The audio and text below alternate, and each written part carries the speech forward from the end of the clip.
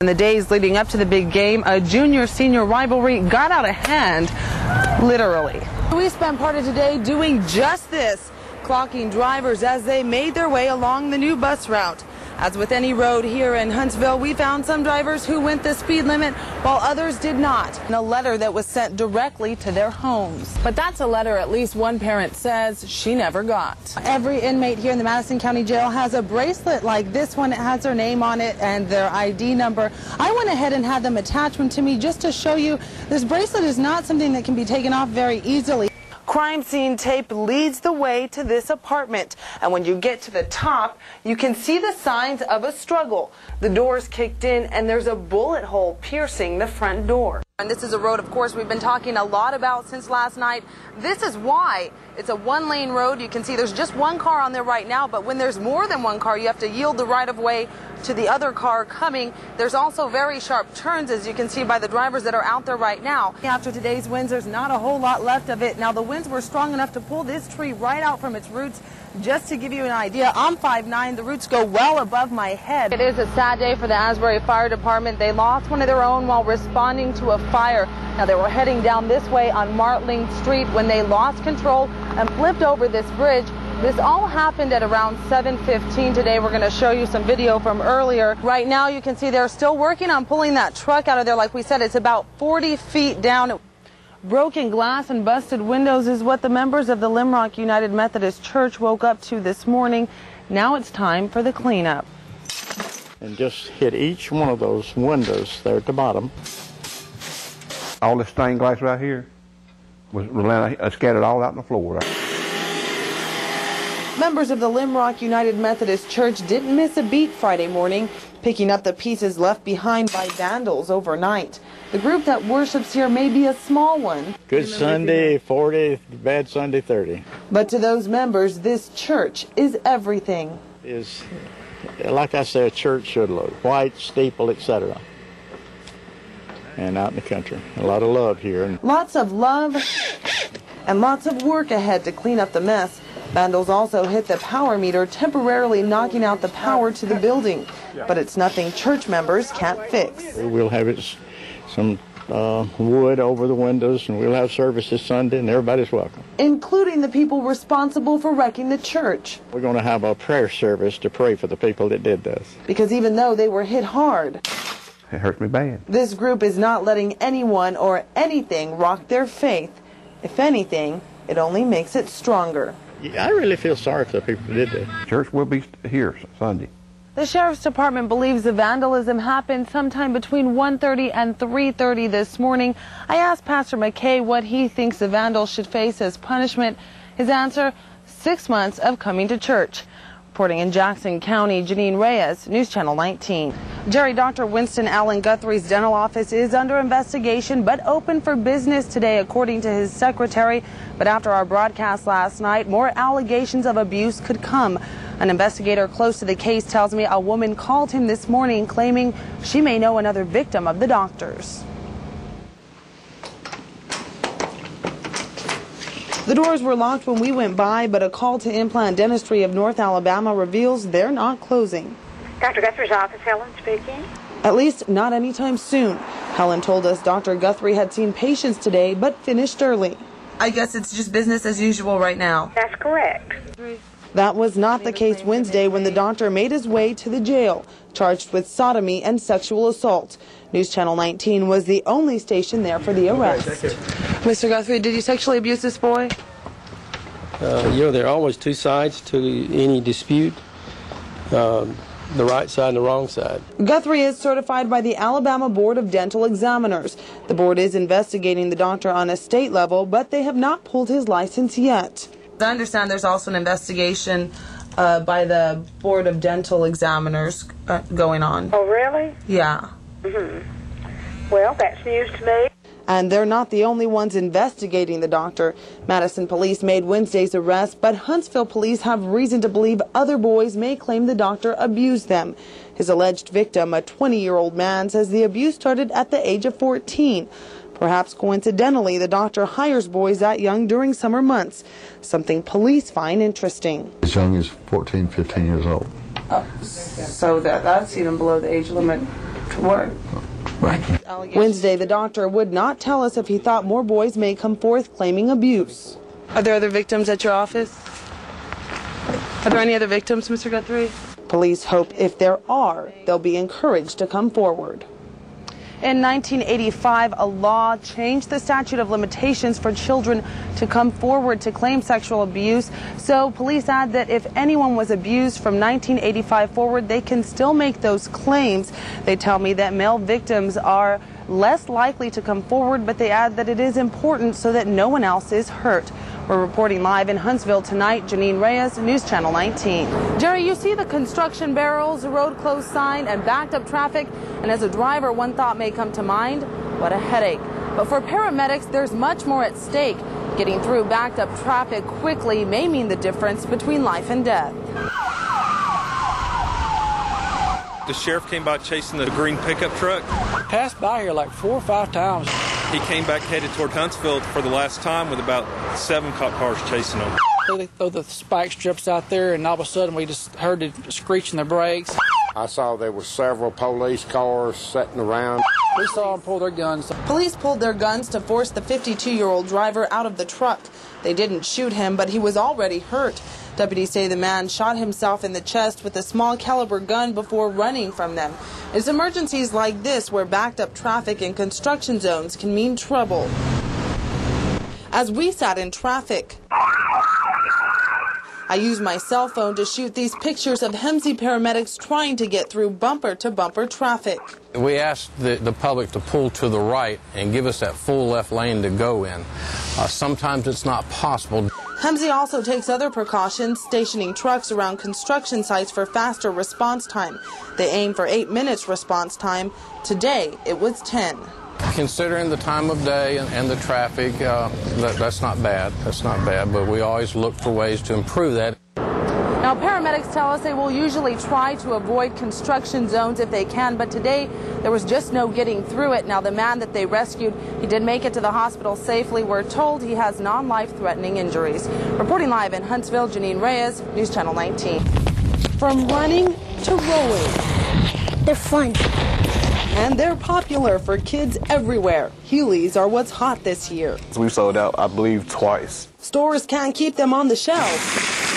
And kids don't want to take them off their feet. He wears them pretty much every day after school. Some days he doesn't, but generally he wears them all the time. He has a lot of fun with them. A lot of fun, but can they also do a lot of damage? Last March, 12-year-old Ryan Carmichael died when crossing the street in Boston. He was wearing the Heelys, and several people were quick to blame the shoes. Police later said the shoes did not cause the accident. The popular footgear is also the only shoe that carries a warning label on the sole. Peeling off the sticker means you waive the right to sue the shoemakers, Healing Sports Limited. Sales clerks even point out the possible hazards. Yeah, you had to be be conscious at all times because you could slip up and fall. They're probably the only shoe restricted from public places. Take Griner's Grocery in Hazel Green, for example. The sign reads, "No roller shoes, please." Schools are another place where the popular footgear is banned. But the principals actually take off the wheels and keep them and give them back to the students at the end of the day. Principals like Brenda Wingate at Providence Elementary School. And a child could get seriously hurt coming down the stairs or even just going down the hallway with them. A bunch of kids rolling around school with Heelys on probably isn't a good idea. But take it from Chase and Caleb, and they'll tell you all it takes is a little bit of practice. I kept on falling, and it hurt. You have to sort of walk on your tippy toes first. So it's hard to get used to them. And now? I'm actually doing a lot better. He is doing a lot better, but what about walking in the shoes? Because there's a wheel in the heel, you can't walk heel to toe. Well, we're showing you these Heelys today. Okay. New fad. You have a pair? No. Rollerblades. But not Heelys. No Heelys. Podiatrist Dr. Jeffrey McKee took a look at the shoes for us. My surprise, that's the first time I've seen them up close, is they're actually well constructed. They got a nice, sturdy, rigid sole, and they got pretty decent support inside and cushioning. But wearing the shoes excessively, he says, can cause damage. So when you put these aside and start wearing normal shoes, your heel's not going to want to touch the ground and you'll get tendinitis. Fixing that can be as simple as therapy and as complicated as surgery. But, he points out, to get to that point, you'd have to wear the shoes nonstop. We're talking about long term. I mean, it's not, well, I wore them a couple hours, 5 days a week. That's not going to create a big issue. So, from the foot doctor, so from your perspective, these shoes get the green light? Not bad. We should all wear them. To the kids who actually do wear them. They're really comfortable. The Heelys pass the test, and parents and principals agree it just takes a little bit of common sense to keep the fun safe as well. Well, I think they're kind of cute, but I don't particularly want my grandchild wearing them. You know, it's just like anything. I mean, you can get hurt riding a bike, or you can get hurt riding a skateboard. You just have to be, you know, smart with it. In Huntsville, Janine Reyes, News Channel 19. Taking action, getting results. This is News Channel 19 at noon. Good afternoon, and thank you for joining us. I'm Janine Reyes. Our top story at noon, a terrifying plot to kill soldiers at the Fort Dix Army Base in New Jersey has been uncovered by the FBI. Under arrest, 6 terror suspects who allegedly plan to kill as many troops as possible. Tracy Strahan has the very latest on the charges. This motorcade carries the ring of suspects on their way to the federal courthouse in Philadelphia. The feds called the 6 Islamic radicals and say they were plotting to attack the Fort Dix Army Base in New Jersey. Officials say it was to be a heavily armed assault and that the plan was to kill as... In Fresno, California, a Fresno State College student opened fire at an off-campus apartment, killing 1 person and wounding 2 others. A SWAT team and police are now in a standoff with 19-year-old Jonquil Brooks at the apartment complex. A negotiator has spoken to Brooks on the phone, trying to get him to surrender. The shootings happened Monday night. Residents of the University Village apartment building were evacuated and taken to the campus cafeteria. The college is still open for classes. Sheffield residents are headed to the polls today. There's a special election to determine whether to continue a $5 mil property tax that goes directly to city schools. The tax has been collected for 20 years. Today's vote will merely authorize further collection of the tax. Polls open at 7 a.m. and close at 7 p.m. New information from our Shoals newsroom about a former mayor facing corruption charges. Our partners at the Times Daily tell us Layton's current mayor asked for the investigation of Robert Ricks. Ricks is accused of pocketing money from a kickback scheme that involved city vehicle repairs. The indictment doesn't say how much Ricks is accused of taking, but it's believed to be less than $5,000. He's out on jail on a $500 bond. From our mobile newsroom on Sand Mountain, the search for a missing woman continues nearly 9 years after she was last seen. No one has seen Christy Morrison since August of 1998. Boaz police believe she is the victim of murder, but they also believe they are getting closer to finding her killer. Morrison was 24 years old when she was last seen. Boaz police have checked out 3,000 tips on the case. Police Chief Terry Davis won't release details, but says his department has gotten new information that may lead them to a killer. Christy's father, Boaz Fire Chief Olin Morrison, says he will never give up finding his daughter. Whether there's ever a conviction or not, that don't bother me. I've turned that over to good Lord. That's in His hands. I've had to come to peace with that. But I am still looking for my daughter, and I want to give her a proper burial. Governor Riley is offering a $10,000 reward for any information that leads to a conviction in this case. If you have any information, give police a call.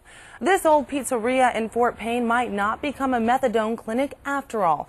That is, if one state senator has his way. Senator Lowell Barron of Fife is sponsoring a bill that would allow voters in DeKalb County to decide if methadone clinics should be allowed there. If that happens, people there could vote on it during next year's presidential primary. A state panel will make its decision on the methadone clinic next week. People at Farley Elementary School are fired up. They're upset because of a rezoning decision by the Huntsville school system. A couple hundred people turned out Monday night to hear what Superintendent Ann Roy Moore had to say about the rezoning. Beginning this fall, the English Village community will be zoned for Chaffee Elementary. Superintendent Moore, though, is giving families the option to stay at Farley until the school graduates all children in the household. Still, many parents are upset. I chose to live in this school district.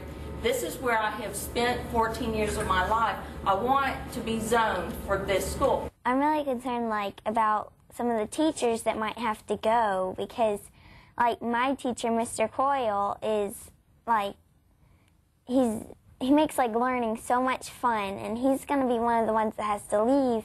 The changes are coming to Farley, and Chaffee probably won't be the last.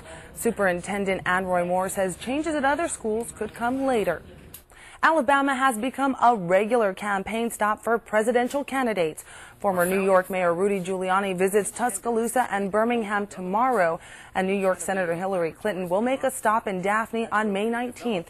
Giuliani was in Mobile and Montgomery in April. Senator Clinton visited the state back in March.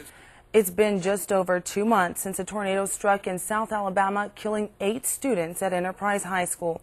It has been a difficult 2 months for the entire town. Not long after the deadly tornado, talk show host Rachel Ray headed down to put on a prom for the students.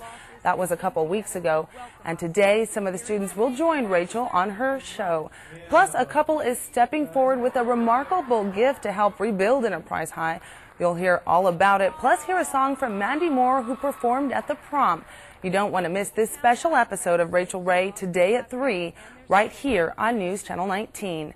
You're watching News Channel 19 at noon on WHNT.